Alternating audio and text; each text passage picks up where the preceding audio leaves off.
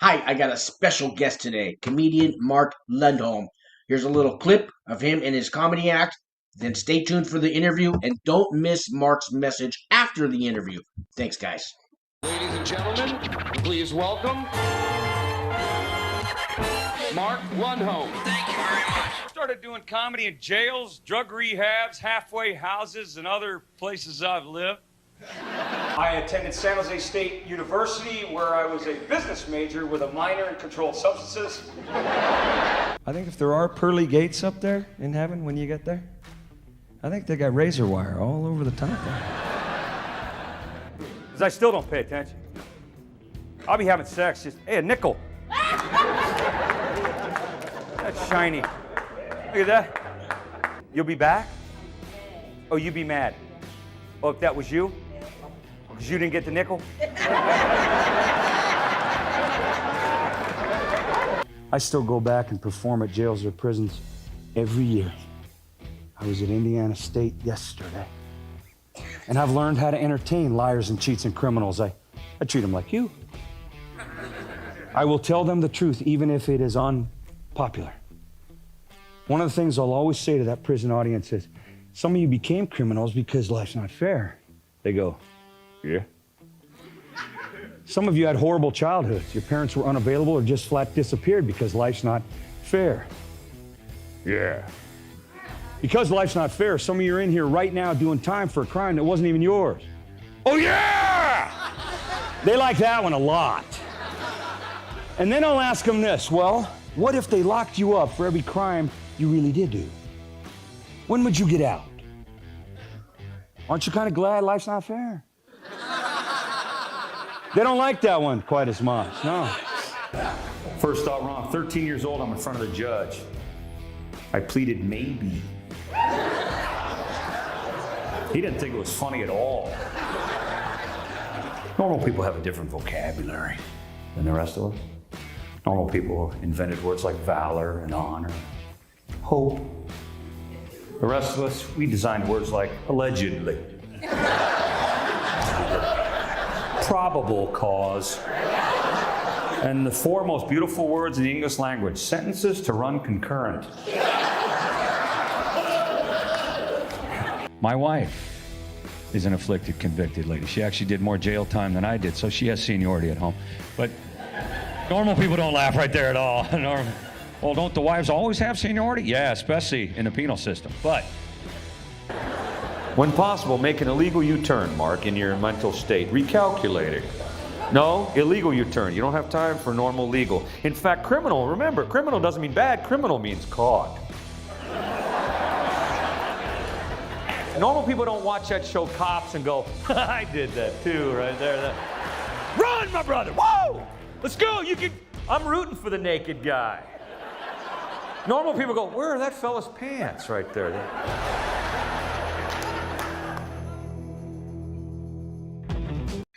All right, there we're recording. Hi guys, welcome my YouTube people out there. My name's Sean. This is the Club Fed channel. We talk about white collar criminals and nonviolent criminals. The lower end, the camps, and the low security places, and all those guys that are going on pretrial, getting out of prison, going into prison, curious people, all that. Today, I'm very excited to have a special guest on the show. His name is Mark Lundholm. He is a comedian. You may have seen him around. He's been homeless. He's been in drug rehabs. He's been locked up himself. He's turned his life around. He's all over YouTube. I'm gonna put up links. He's got an organization called wholehearted.org. He goes around to prisons and jails now, and he's kind of a motivation speaker, a comedian. He gives hope. The reason I've asked him really on here is he's got a message of hope for you guys. And so I'm gonna turn you over to Mark. I don't know if I said there's a lot more to Mark than everything I just said. He's done a lot more with his life, and he's definitely an inspiration. So, Mark. Okay, so thanks, Sean, and to all the guys in the hood out there, the hood you want to live in, brotherhood, manhood, fatherhood, the hood that we're invited to go back to because we've wandered off or distracted ourselves, welcome. There is hope after dope. We go from dope to hope here. We go from lying and dying to living and giving here. We go from using and losing and sinking and drinking to staying and playing and praying here. That's what we get to do. Years later, we get to be introduced by somebody as a man who's done something with his life. I've done plenty with my life. Most of that is expunged now. Yeah. So a lot of poor choices along the way. And poor choices along the way lead to a dead end. So that's all I'm doing. I'm here to maybe save some time for some guys doing time. But I was locked up way before they caught me. Know that feeling. Yeah. You know, I'm locked up in one way, suicide on layaway. I'm locked up in, I'm going to do it a different criminal way. And I'm locked into, when they do a laser target in the military, where the laser paints the target and then people pull the trigger. That laser on the target was always less than, not enough, more toxic. All those I was lasered into. I'm going to do it different than normal people. Safe is too simple. So now that I've been out a while, and my laser guidance is faith or forgiveness or trust or calm or patience. In the long run, it's a lot easier, man. You know, it might not be as adrenaline rush. It might not be as a big intrigue. Hey, I at least want to get close enough to smell the pain. All that, thug life wannabe hip hop, punch you in the face instead of listen to your heart. I know that language, but all it did was locked up, locked in, locked down, or in court. Another night in county, some kind of charge that I caught because I couldn't stop that laser guided bottom. And I know that the guys listening today or watching know what I'm talking about. The criminal life is easy because I don't have to make any decisions. The criminal in me decides for me. And that's just not the way I live anymore, you know? So I was looking at your background there, Sean. Don't you wish when you were locked up, you could have the place to yourself? Oh, all to myself. That would be nice, you know? Yeah, just have me a cute CO. Just have me a cute CO who'd bring me lunch. And she don't even got to be that cute. She don't even got to be a she. Oh, no. You know what I mean? She can be huge. Just have her bring me my lunch. I was just telling people the other day on a video how there's nowhere to be alone in prison. I just couldn't find any privacy no matter where you go and somebody's listening. And and I was at a camp with no fences. I mean, I found a spot here or two, but you maybe get 10 minutes and then they walk up on you. And it's just, you're never alone like this in prison. Besides the voices in my head, there was voices everywhere else. Do you remember the first time you were locked up, Mark? Your first day, what it was like? Yeah, I was a kid. I went to kid prison. I mean, hard. Juvie? Where'd you go? Over here, San Mateo up in the hills, Hillcrest? Was that it?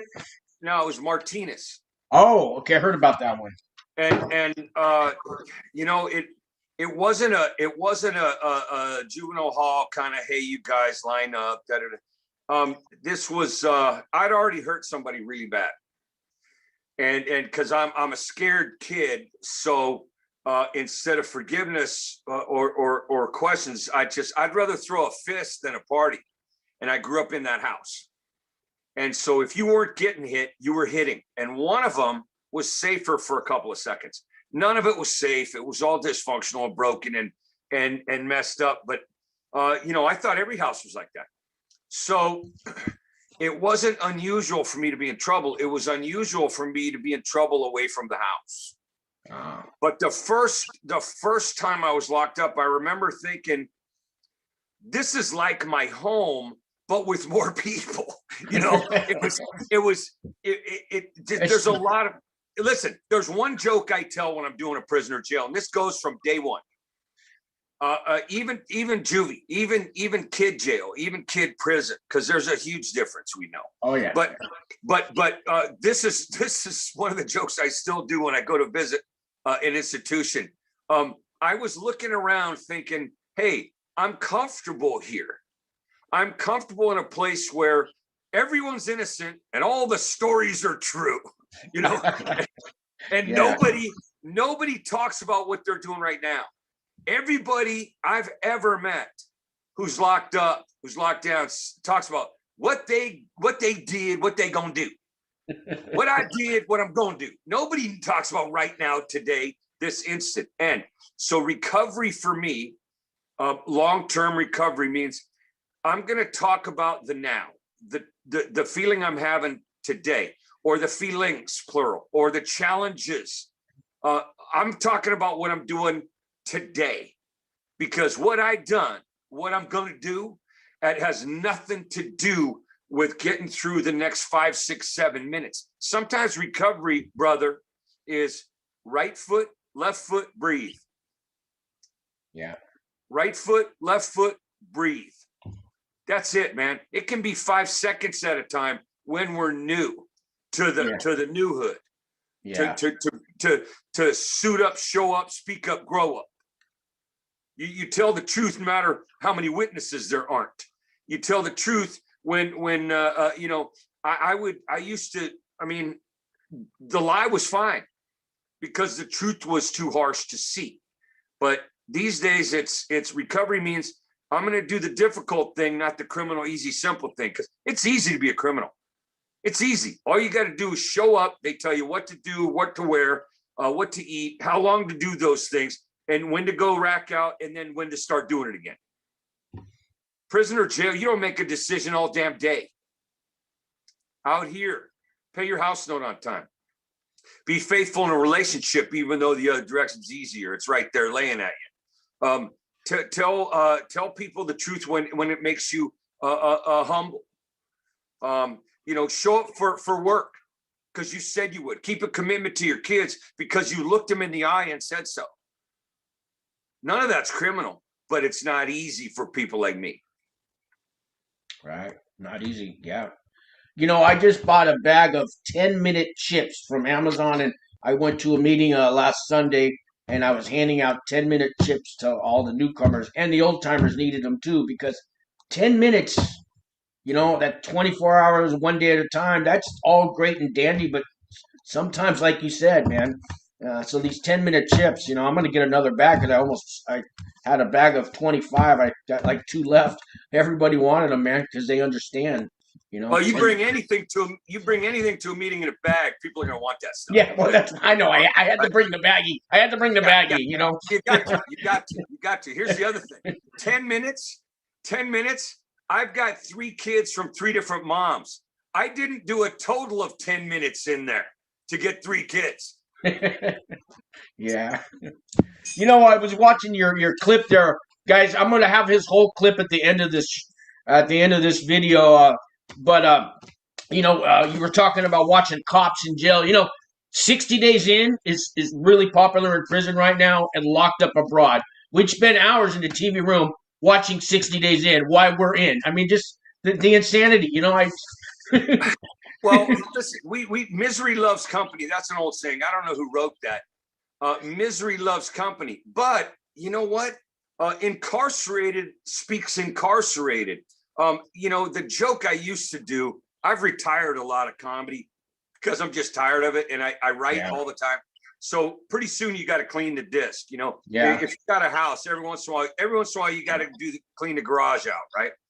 So one of the jokes I used to do was cops. You know, watching Cops, the show on TV. It's my favorite show now. I love watching other dudes go to jail. Yeah. But that, you know, and in a way that was true, but in a way it was more the identification. So, man, I understand. But listen, you're going to watch the same old, you're going to go same old. You know, what you know is where you go. If you know what you know, you go where you go. So if you want to know something different, you might want to try watching something different or talking something different. You know, pull a brothers aside, pull some guys aside. Now, if you're locked up watching this, you guys are in charge of your schedule at some point, because you're sitting around on those tables we see behind Sean there, or you're in the pod, and you got some time to not brag about what you did, what you gonna do, but what you're doing now, which is, you know, what do I do with the fear of getting out? What do I do with the old lady I don't trust? What do I do with the kids I can't raise or not raising? Some other man's raising kids I made. Yeah. What Sancho and Juancho. Yeah. Well, what am I going to do to make restitution? But right now, today, what am I doing with all this stuff I'm putting in that prison chest of mine?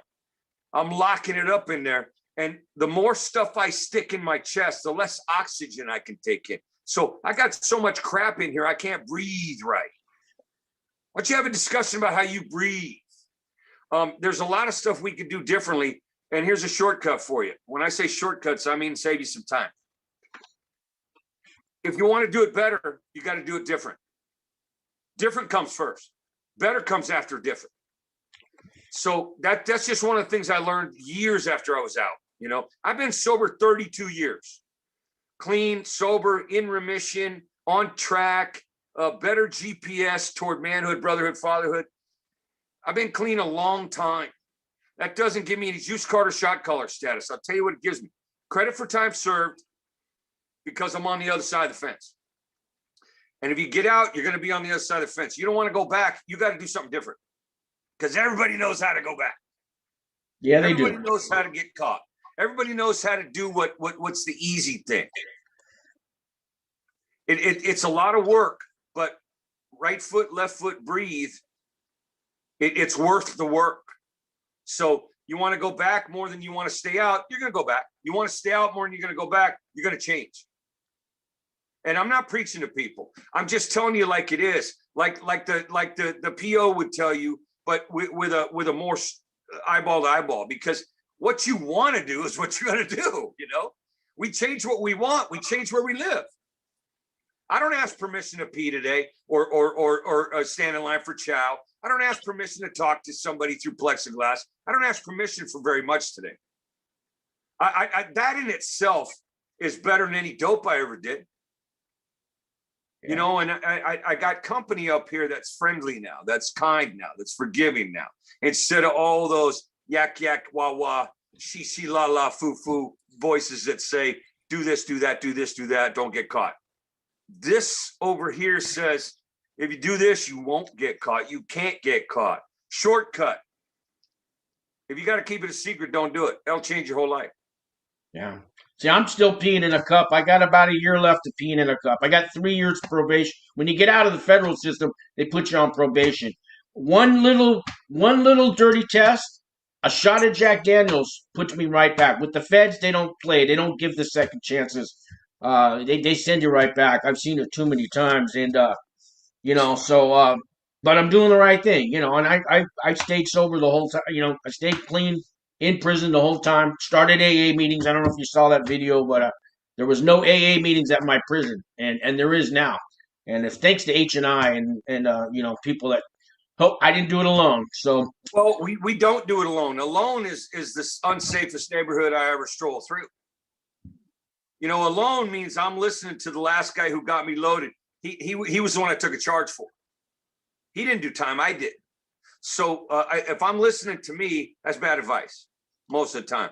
The other thing is, if the H&I and the AA and the NA and the GA and the OA and all the A's, right? I speak a bunch of different languages.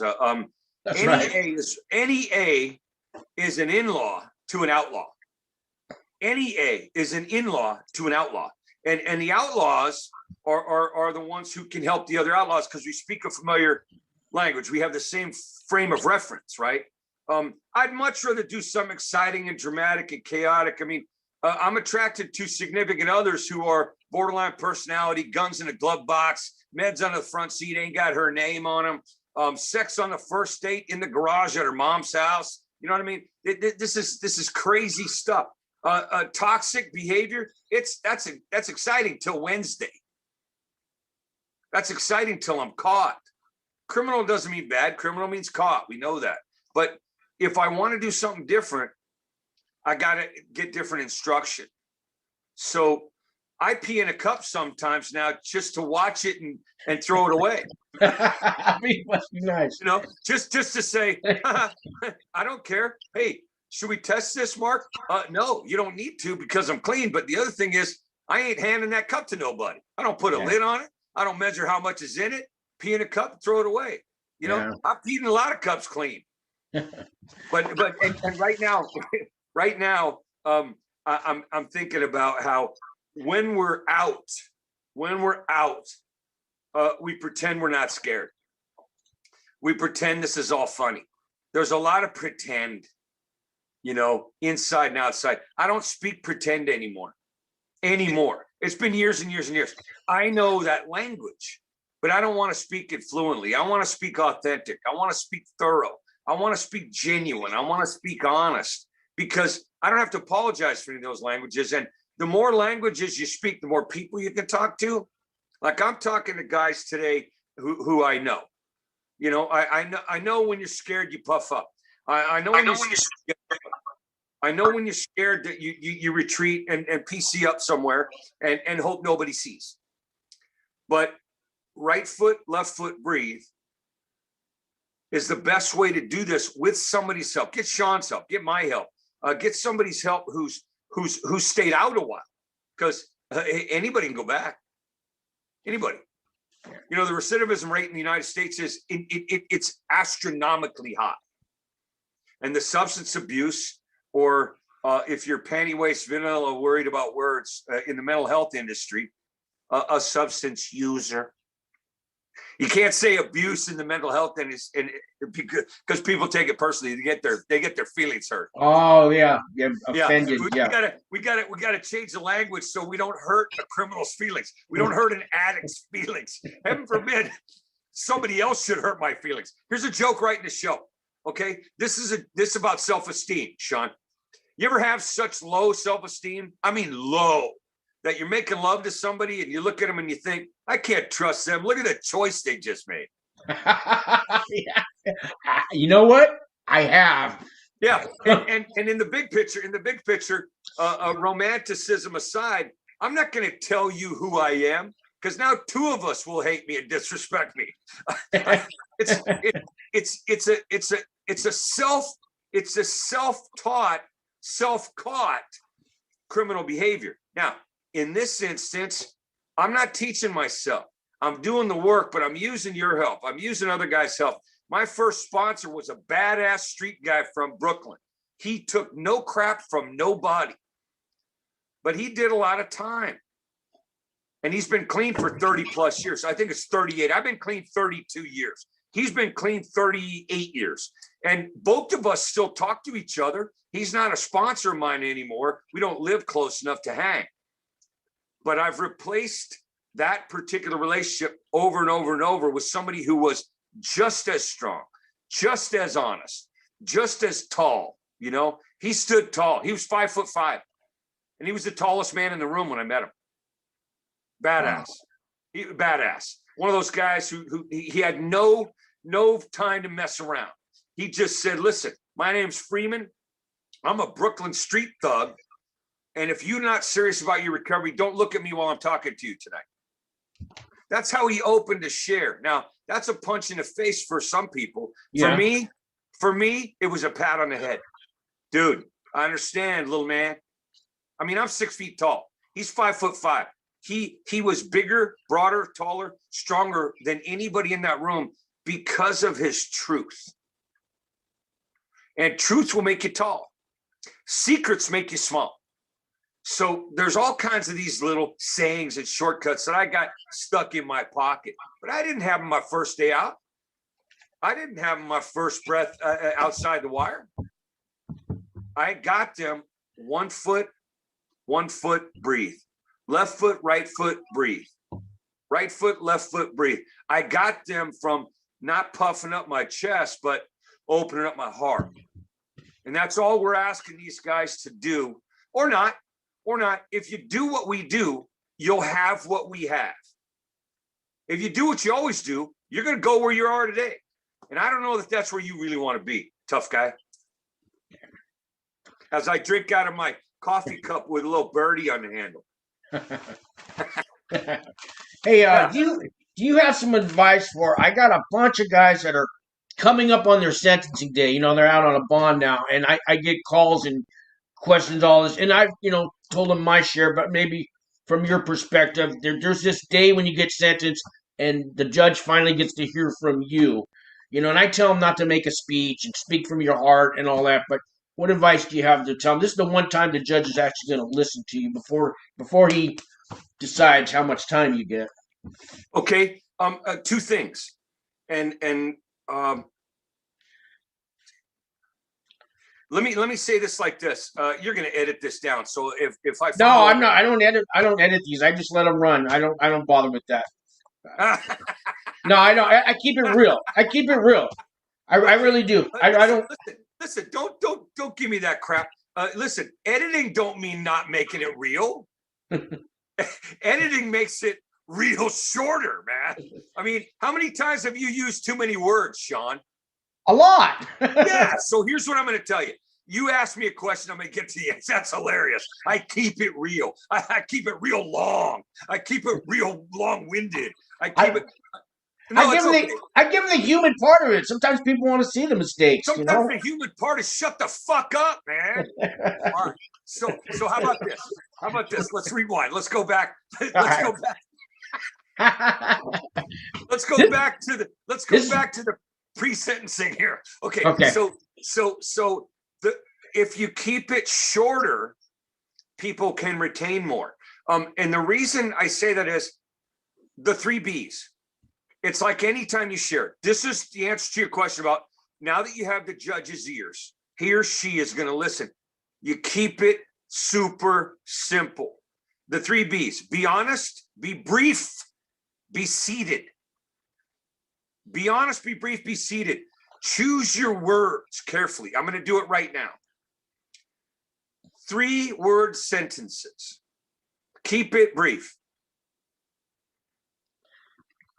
Thank you, sir. Thank you, ma'am. I want change. Willing to change. Please help me. And sit the fuck down. If you said that, the attention span in the United States right now, this is documented. This isn't Mark's opinion. The attention span right now in the United States is 6 seconds. TikTok. You want to hear a great joke? Yeah. Okay, social media, right? This social media. I love the social media addictions. Fake book, boob tube, infant gram, snatch chat, dick talk. I can do that one on the radio, on public radio, right? Because they all have words that mean other things besides the words I just said. Sure. But keep it super simple. Keep it brief. If you have to use more than 6 or 7 or 9 words to state your case, you're already overselling it. You ever go into a situation with a bag of dope or a real good gun? You don't tell people how good it is. You don't have to. Yeah. Your intentions are to plead your case. Hey, I really want to change. I want change. Please help me.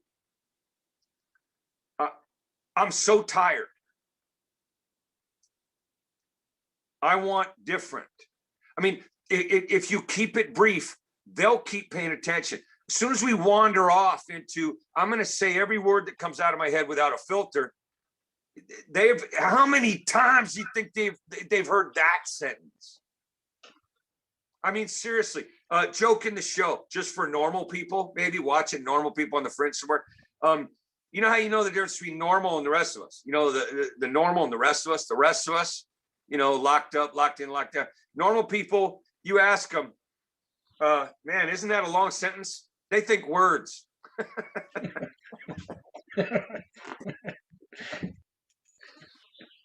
So I would say, and I'm not sure that that's advice, but I would say to somebody, be honest, be brief, be seated. That goes for when you get out too, at a meeting, with a girlfriend, boyfriend, significant other, partner, whatever you want to get. I don't care where people point their privates. I don't care about pronouns as much as I do heart. Somebody's heart aimed at another person. I understand the draw, but keep it simple. Keep it brief. You know, too many words. My ex-wife, the plaintiff, that's the most expensive joke of the day right The there. plaintiff. Yeah. That one cost me $9,000 a month, Sean.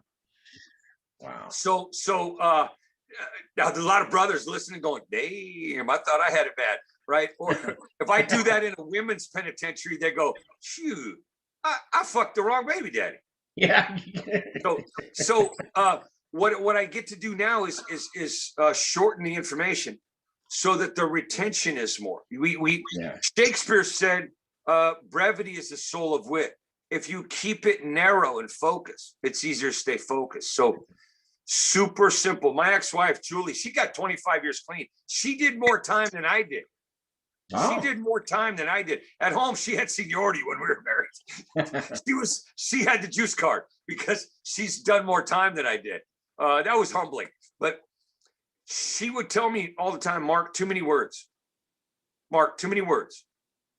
If you use up all the words in a conversation, you ain't left me none.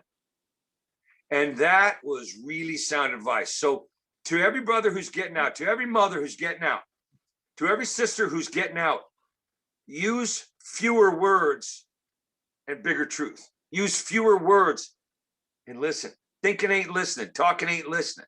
Listening is listening. And if you listen, you're going to learn new ways, different. Different precedes better. You want to do it better out there? Anger? Better out there? Trauma survivor? Better out there? Challenge? Better out there? Panic? You want to do better? You got to do it different. Sean and I, people like us, will show you what different taste, sounds, looks like. Not because we're smart. Are you smart, Sean? Oh, see, I can't even. Yeah, am I smart? I thought I was until I went to prison. So you know. Well, see, that's where smart gets you. I'm so smart I can't learn. Here's what I'll tell you. It's not that I'm smart. It's just that I've been sober, clean, out of jail long enough to know shortcuts for the next people who don't know the shortcuts yet. Listen, if you want to drive from, let's make this international here. If you want to drive from Colombia up to Mexico City, you know you can, right? Yeah, you can go. You can drive. Yeah. But would you go through Antarctica first? Depends how good the drugs are, but probably not. Yeah. That's what we would think. That's what we would think. But it would take you longer. Yeah. Oh yeah. If you really want to go from here to hero, why are you taking so long? Because you won't ask directions, or you think you know the way, even though you ain't never made that trip. That's not smart. That's intelligence aimed in the wrong direction. I would much rather be experienced. I would much rather be wise. You know, there's an old timer, there's an old salt in San Quentin who I see at least once a year. He's never getting out. Never getting out, huh? Never. He's never getting out. He's alive. But in Q, they've got a really, they were the first prison in California to do this, but they have an education system where the lifers have a chance to get a credential as a counselor, a drug and alcohol counselor, and then they can school the other brothers in there. And they've had probably, I'm guessing, I can't tell you the exact date, but they've probably had 10 or 11 years worth of graduating classes now. Wow.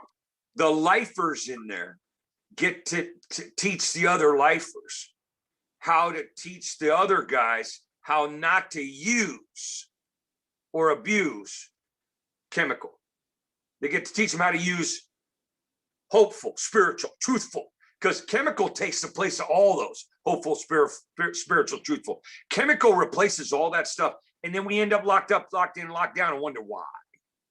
But in Q, there's a guy, he's never getting out, but he is as old and wise as anybody I've ever met. Now, he's never getting out of doing yard time. He's never getting off the block, but he can tell people in there, hey, you don't want to live here the rest of your life. Spend the rest of your time changing your mind. Because you're going to do one of two things when you get out, brother. You're going to change your behavior, or you're going to change your release date. One of those is going to change this beat. There you go. You want to pick up a new number? Don't change your behavior. You change your behavior, you ain't gonna pick up a new number. Listen, it's as simple as that. It's ABC 1, 2, 3 kindergarten. You know, put your thumb in your mouth, open your ears, and we'll help you. Yeah. That sounds easy, doesn't it? Sounds easy, but it's easier said than done. But I mean, I'm doing it one day at a time. You know, I've been out going on 2 years now, and I don't plan on going back. But I never know. I never know from day to day. So I got to keep doing what I did. You know. Well, let me ask you a question, and not to challenge you, because you know, I don't want to throw down and strap up with phone books and all that other crap we used to use. And when I did time, you could protect yourself with a vest that you made out of thick. Oh yeah, right. So when they shake you, it doesn't. Yeah. Yeah. Now you can sue somebody. but and this is the 80s. You know, I did most of my time in crime in the 80s, right? I got clean in 88, but before that, most of the 80s, I either lived under a bridge or somebody's thumb, you know? Yeah. So I was in the Tenderloin. Yeah, I know. That's before they had tents. You know, that's now the homeless people, they've got tents. I'm jealous. In my day, if you had a shopping cart, you were like, you know, you were a king, you know, but now, boy, homeless. Yeah. I mean, those are the rich homeless in my mind. They got tents. I had a lady in Texas. I was doing an interview on TV. I'm not hard to find out there, social media or whatever, right? But I've been blessed with some attention because I'm funny, right? And I'm funny because I'm clean, and I'm clean because I got help. So the lady, the little normie lady, you know, she never dated a felon. She never had a late night sneaky uncle stuff at home. She didn't have bad dad, crappy mom, addicted parents. She was normal, straight laced. And she said, "Ooh, I read your biography. Ooh, you were homeless." I said, "Yeah." She goes, "What'd you do with all your stuff?" I said, "Do you know what the word homeless means?" She goes, Oh, did you have like a storage locker? And I said, "No, that would have been a really good home." Yeah. Yeah. But then she said, and was it heroin? Was it heroin? I said, it was everything, really. I mean, back in the day, it was, tall chicken, short bird. It was MD. It was Ripple. It was, some kind of a fine wine, which was like 69 cents to just stop the DTs in the morning. Yeah. Wild Irish Rose, Thunderbird, all that. Yeah. Then I go get my skag, right? But she said, "Was it the heroin?" I said, "Well, heroin didn't help." She goes, "Well, heroin's terrible, isn't it?" I go, "Yeah, when you run out." When you run out, heroin is all of a sudden terrible, right? So all that stuff that you and I laugh at because we're outlaws, and we're talking to in-laws who are maybe on the fringe of their collateral damage, or they want to know things. They can't understand the next thing I'm going to say to you. The next thing I'm going to say to you is, when you say, I've been out for 2 years, but I don't know today. I don't know today. Here's what will change for you, Sean. At some point, you will know you're not going back. You will absolutely know you're not going back. There's no question. There's no question in my mind today. I'm not going back to jail. See, I know today I'm not going back. Today I know. Today nothing's going to stop me. Today, and that's because today I will not use, abuse, lose, and repeat. The 4 stages of criminal cancer that we have. Use it, abuse, lose it, and repeat. Use it, abuse, lose, and repeat. Trust, truth, money, IQ. Use, abuse, lose, and repeat. We got a 4-stage cancer that says I can't do anything but go back. Today I know. I'm going to have, here's what I'm going to do today. I'm going to have lunch with my brother. He's 11 months younger than me. He's got 3 years clean, and he's about as simple as they get. But he's 61 years old. He's 61. I'm 62. He's 61. He's 61 years old, and he's got 3 whole years. Well, it's never too late. Yeah, I'm 56. So, you know. I've never met that person who was too young, too old, too bought, too sold, too hot, too cold. I never met that person who couldn't take advantage of their own gifts. But sometimes we don't know what to do with a tool. You know, a scalpel. A scalpel is a great tool if you're a surgeon. In my hands, I'm just a slasher. So I'm not using a scalpel. Intelligence is a scalpel. Energy is a scalpel. Strength is a scalpel. Are you going to be a slasher or a surgeon? God made no junk. So everybody who's locked up listening to this, what are you doing with all your assets and tools? Criminal, what are you doing? I ain't mad at you. This is passion. What are you doing with the tools God gave you? God made no junk. The universe didn't make a mistake. There's nothing wrong with you. But every time I use a tool as a weapon, somebody suffers. Every time I use a tool as an asset or a gift, the universe benefits. Get out your own way. And now I say that to you because somebody said that to me. Freeman would tell me all the time, get your head out of your ass. I'd say, hey, man, I got my heart broken. Get your head out of your ass. Now, I don't talk to my sponsees like that. I don't talk to my 14-year-old son like that. I tell him, listen, that must hurt. He's got skills, man. He's 14. He's never been locked up, but he knows how to stay out. Now, that's a good thing to learn as a teenager. Did you hear that when you were a teenager? No. You're a good person? No, I heard I was worthless. I'm no son of yours. I'll never amount to nothing. And, you know, I had a violent, drunk father. So, you know. Okay, so his dad told his dad, his dad told his dad, his dad told his dad, I'm going to be like you. Yeah.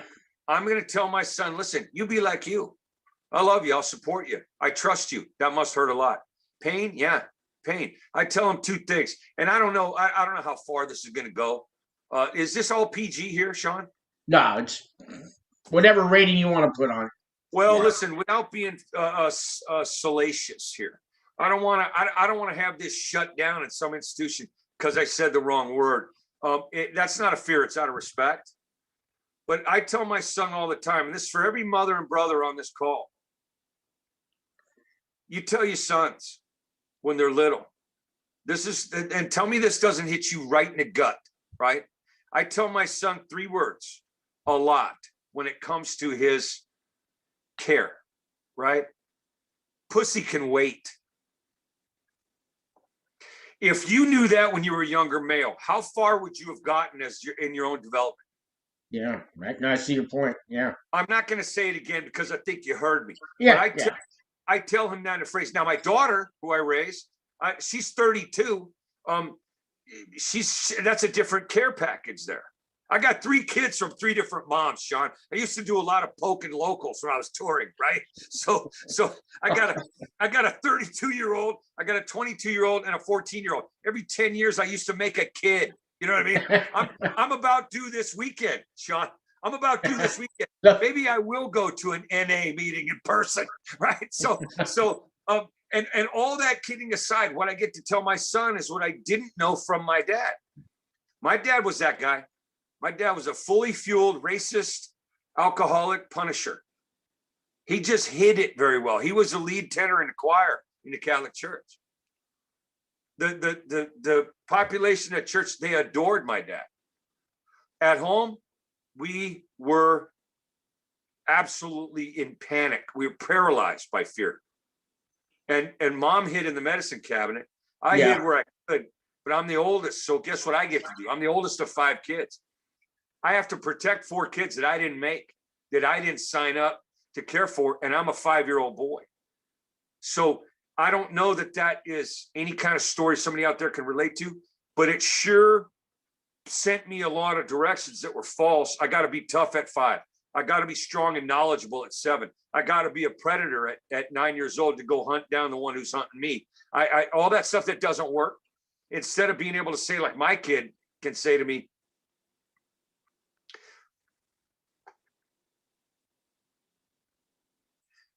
my boy can say to me, Dad, you hurt my feelings. I'm so mad because I'm hurt. I can't choose the right words. Dad, will you help me with my words?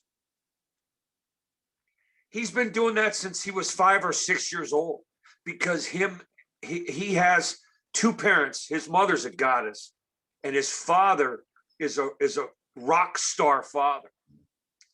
I'm not saying that because I'm patting myself on the back. There's no puffing out my chest, but I learned from other men how to speak to young men, especially the one I want to raise.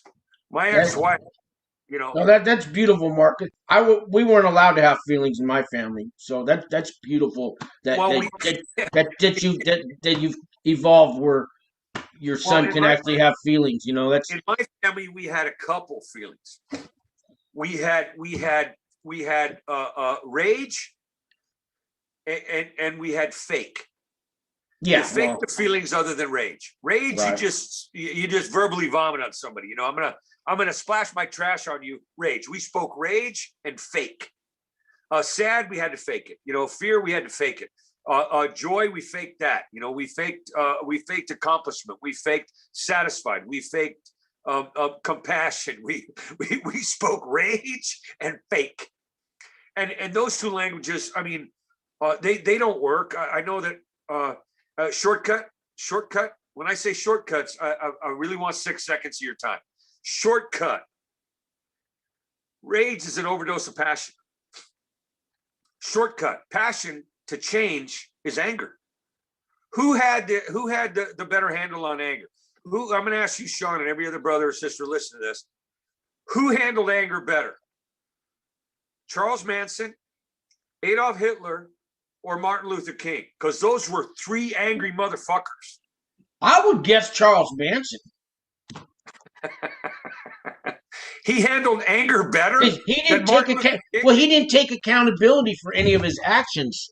You know, you're gonna say that's better than Martin Luther King. Martin Luther King took the anger, which is God made no junk. Anger is a gift from God. Martin Luther King took the anger he had. He was seething about the unfairness, the absolute horror that somebody had to go through because of what they were born, right? He took that and made it a movement. He made it a passion. He made it a congregation. He so people could tell the truth out there. The truth got out there. Manson and Hitler. Manson had a movement too. It just wasn't that popular. Dude, how the fuck did you get this show? I'm just playing. They let you drive a car? I'm just playing. You wanna ride a bike the rest of your life? All right. So listen, a lot of us made poor choices with great intent. You know, powerful intent. Anger becomes passionate change. Sad is a gift. It becomes empathetic and connected to. When you saw me tear up there earlier because of a question I chose not to tear up about, I mean, that I chose to let show, was there empathy there? Yes. And that happens with us. When we tell the truth, other people can connect to us because of the feeling we have. Feelings aren't facts. Feeling don't change the truth. How you feel about the truth ain't going to change the truth. You might not like gravity because you're falling, but guess where you're going to end up, right? It's just feelings aren't facts. And all this stuff I didn't know when I got out. When I got out, the first day, you know what I did, Sean? First day I got out? The first day I got out and knew I was going to stay out. You know what I did? What'd you do? I bought 2-ply toilet paper. I'm not kidding. I bought 2-ply toilet paper and I went and got the crappiest, greasiest hamburger I could get. Yeah, that's what I did that too. It was maybe there was this place back in the day that had these burgers. This was in San Leandro, California. There was this place that had these burgers that you could get 2 or 3 patties, right? And I got the biggest, greasiest burger I could have. And back then I didn't know how to use napkins or all that stuff. I mean, it was, you know, you do that. Hey, I was out 4 years before I quit blowing my nose on my pillowcase, which I was just going to sleep on that night. Change didn't come quickly for Mark Lundholm, but there were things I needed to do out there that I'd never done before. Tell the truth without witnesses. Show up when I said I would. Go back and look somebody in the eye and say, listen, the proper amends I need to make here isn't all financial. I need to tell you, I'm sorry for this. How can I change what happened for the better? How can I use this to make amends here? What can I do to make up for that? And a lot of times people don't want to listen, or I'm already crossed off a list they had for people to talk to. I get that. But when you get out and you want to stay out, you better talk to somebody who knows how to make that trip from used to be locked up to never going back. It's a short trip. Yeah. But our behavior changes or our release date changes. I was wondering, so when we get locked up, especially like me, we hurt the families that we leave behind, the friends, the employers, everybody that we kind of leave a mess behind us, and we go off to prison. And I was wondering if you could speak to the families of inmates that are, while the inmates locked up, the families go through a lot. They're getting shamed from their friends and their family and their neighbors and where they go to work, and your kids are being picked on at school because your father's in prison. And can you speak to the families out there? Let me talk to the inmates first. What you do today is a ripple in the pond. There's collateral damage. Every time I went off as a hand grenade, you know who got hurt the worst? Everybody closest to the grenade. So the next time, here's what I want to do with that. I'm not trying to shame you, right? Freedom starts with forgiveness. But the next time you want to get into that car you shouldn't get into, take that call you shouldn't pick up on. Meet that brother or sister out there that's, walking the hard way instead of rocking the simple way. Next time you want, have those thoughts. Have those thoughts about the kids at school taking crap. Have those thoughts about the woman who did stay faithful, or the man who did stay productive in your life. The mama who's crying at night because she raised somebody she don't recognize now. If you have those thoughts prior to the act you're going to make, you don't make that act. So that's what I want to do with that. As far as the families go, same solution, Sean. We hook up with people who know our story, speak our language, have our truth. And when families survive out there, it's because they change their behavior. Dude, when you get out, lady, when you get out, if your family hasn't drawn a different line or boundary, you ain't staying out. And they're going to let you back in. Because when you give tough love to somebody, tough love's a 1979, 80s phrase. Tough love. You know what tough love really means, Sean? Tough love is, it's difficult for the people who give it. Tough love don't mean I'm going to be tough on you and love you at the same time. Tough love means it's tough for me to love you like this, but back the fuck up, do your part, or you don't get a key to the house. You don't get to come here and visit these people. You don't get to be on our block because you haven't changed your patterns. You don't get to change the company you keep. You know the company you're keeping right now, brothers? Look around the room or the cell or the pod you're in. Look around the cafeteria or the yard you're in. That's the company you're keeping right now. You want to keep different company, you got to make different changes. I'm not telling you what to do. I'm saying you can. And the families out there who are struggling because they're out there and you're in there, they need help from people who are out there with somebody in there. We speak similar languages. I don't care about color, belt size, birthday, biblical preference. I don't care what heritage you got. I don't care who you want to make love to or what you can do for a living, because criminality means I got caught. And the families of the people who got caught, they're doing time and they're not locked up. They're locked up. And it's really tough to live locked up. So the family's got to talk to other families. There's all kinds of organizations out there, Sean. You know it and I know it. I got a lady coming on tomorrow from Wings for Life that helps families, and she's networking. There's places that are 12-step related. There's a place in San Jose called Friends Outside. I remember them when I did time at Elmwood. Friends. I remember. You've been there too, oh yeah. Yeah. Woo! Elmwood. Elmwood, no good. So Friends Outside, there's lots of organizations like that know what they're doing. Service League, that's another one. There are places where you can donate or receive clothing, assistance, information. It's just like prison. The most important thing in there is information about being in there, or people in there or how to get out of there or outside there.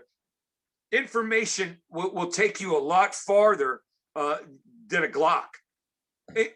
Honest to God, the information that we have on the outside lets us stay outside. The information about doing time, anybody can do time. Anybody can do time. It's easy. Now, if I offended you by this, have a second or third thought. Doing time's easy. Not going back is the most difficult thing for a criminal that ever existed, because we think we're going to change our environment instead of our mind, our passion, our truth. So if I offended you, it's not because I don't understand. It's just because I don't want to speak that language anymore. I don't want to speak that tough guy, hard up, puff out my chest, throw my fist. The joke in the show, Sean, is sometimes I'm not. Sometimes it's not that I'm in serenity. It's just that I'm tired. You know, the joke in the show I can't do in a corporate show or a kid show is sometimes I want to unlock that guy's jaw. I want to take it right off his skull. You know, I still know how to throw a punch. I've been in thousands of fights, Sean. I've lost 98% of them because evidently my game isn't as strong as I think it is. But every fight I've ever been in, I wanted to be in. I wanted to be in. Otherwise, I wouldn't have been in. The argument I win is the one I don't enter. I didn't know that shortcut when I was, younger. But right now, there's times publicly on an airplane, in a Safeway store, a Starbucks lobby, walking through the park, I'll meet some asshole. Now, I speak asshole fluently, but I don't want to take that guy on. Sometimes I just like to unhinge his mouth. I can see breaking his jaw, but I'm a single guy, and I'm going to need that fist on Friday. I'm not letting him ruin my weekend. You know what I mean? Yeah. There's a way to do it differently, so we don't have to do same old, same old. Yeah. For the families, back to your original question. For the families, for the kids. I talk to kids at least 3 times a month, and I'm talking about tots. I do a program for little kids. We call it chances and choices. Chances and choices, because the chances you take give you the choices you make.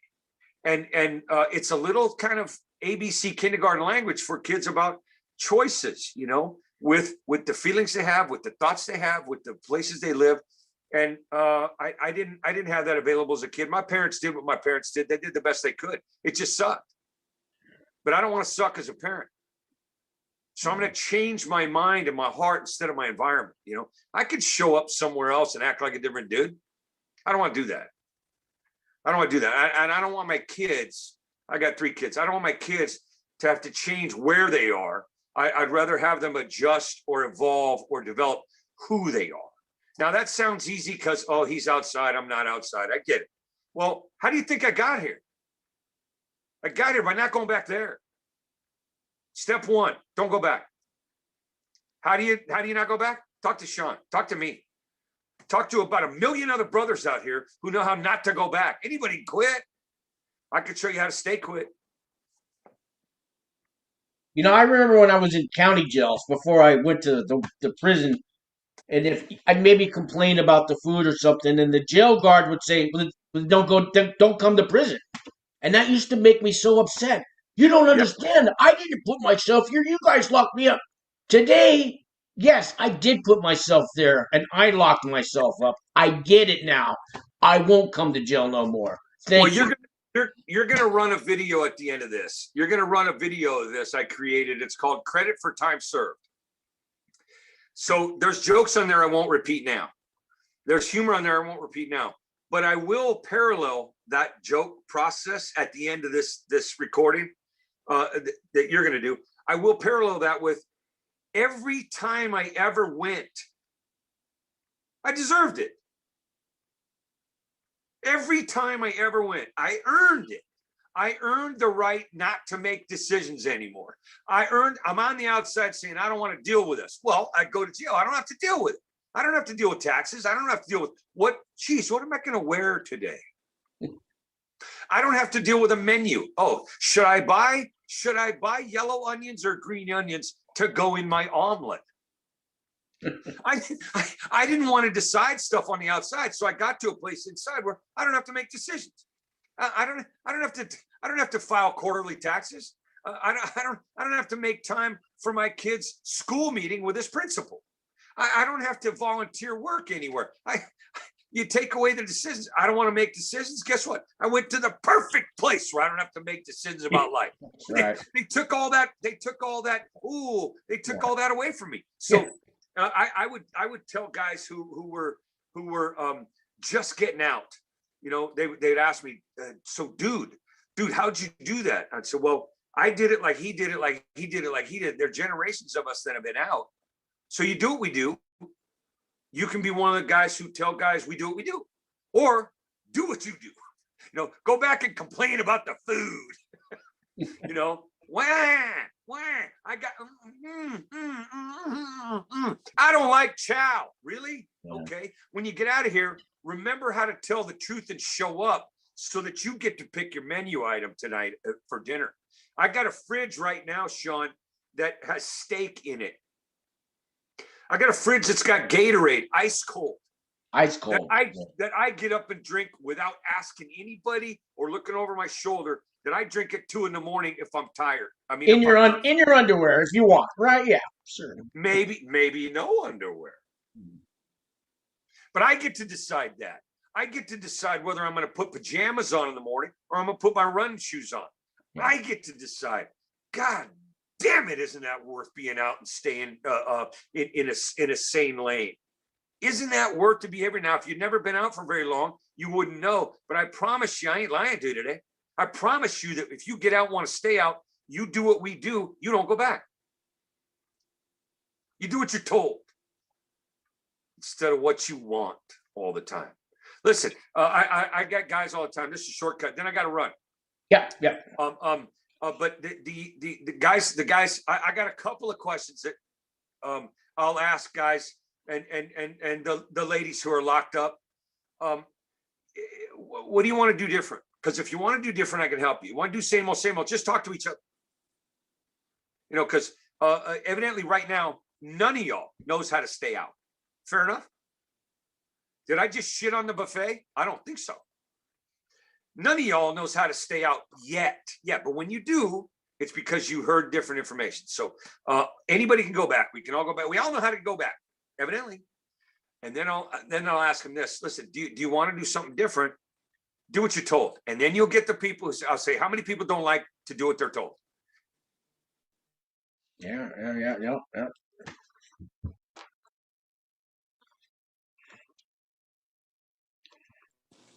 Sorry about that. That's all right. I know you're gonna wrap it up anyway. So well, somebody's already holding me to my word that I would be available to them at a certain time. So damn them for holding me accountable to what I said I was going to do. So real quick, what I was going to say is, if you want to do it different, do what you're told instead of what you want. And how many don't like to be told what to do? Almost every hand goes up. I'll go, so why did you let your criminal, your accessory before the fact, tell you what to do all day? Why did you let that substance abuser in you tell you what? You let heroin tell you what to do all day, you bitch. You let alcohol tell you what to do all day. You didn't argue. I got weed telling me what to do. I got weed telling me not to show up for work, lose my job. Then I got to go steal to pay for my weed instead of earn my weed, right? You let chemicals tell you what to do. You let rage tell you what to do all day. So don't tell me you don't like being told what to do. That's all you did to get that seat, to get that bunk. You did what you were told, rage. You did what you were told, pain. You did what you were told, ego. You let chemicals tell you what to do all the time. So if I say to you, now they're calling you, Sean. Now they're calling you, tell them, let Mark go. Let Mark out of that soul prison you have there, Sean's penitentiary, right? Oh, God. Yeah. But listen, keep it super simple here. Do what you're told when you get out instead of what you want or what you like. Because what you want, what you like, and what you know got you locked up. Yeah. That's about as friendly but funny as I can say it.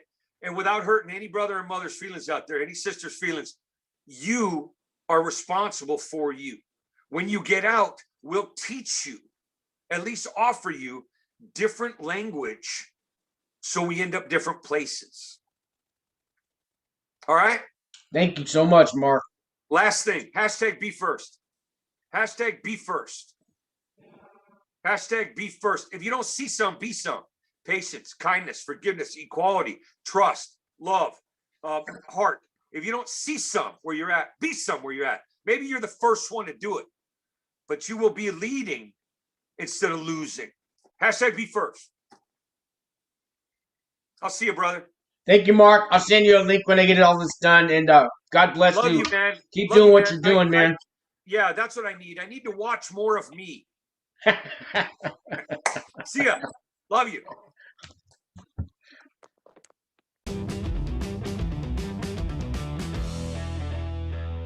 Hello and welcome. Mark Lundholm here.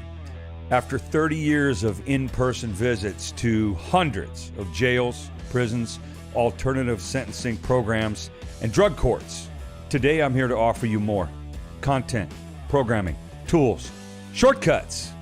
I've lived in a lot of places familiar to you and your clients, the people you work with, and survived a lot of dysfunctional situations prior to incarceration. This presentation is a combination of personal experience, passionate delivery, and thousands of hours spent behind bars or in a courtroom. Let me help you help them. You get great recovery tools, new communication concepts, dysfunctional family survivor skills, trauma, abuse, substance use, information. Basically, better ways to better days. Credit for time served. Great title. Sounds wonderful. What is it you're going to get? Well, there are two ways to experience this unique programming. First option, streamable recorded series. Available anywhere there's an internet connection. You know, connection. And your connection to that hope dealer is wholehearted.org. The second option for you, credit for time served, live and in person. Mark Lundholm, let me bring it to you and yours. Where you work, where you teach, where you afford them the healing time. That's where I want to come do this live. Streamable, in person, either way you win. Now that's a bold statement, but you're looking at a guy who was a jail dweller, is now a truth teller. Let me show you how to help them do that, make that transition. How to be a changed person. Hey, that might be my ride. I gotta go.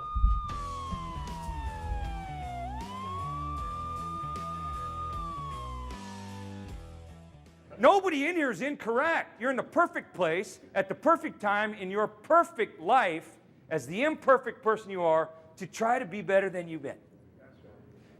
Humor can't help but help if you have this disease or if you come from the dysfunctional environment most of us did. Most of us were taught pain is the teacher. The lesson is your own. Go find it out. I'm just going to supply you with the pain as your parent or your guardian or your grandmama, somebody else who took the time to say, I'm in charge, you're not, I'm going to hurt you, you deal with it. Pain's easy for us. The lessons are hard. The information is difficult, at least for me. But humor helps. Ha ha is the open invitation to start to heal.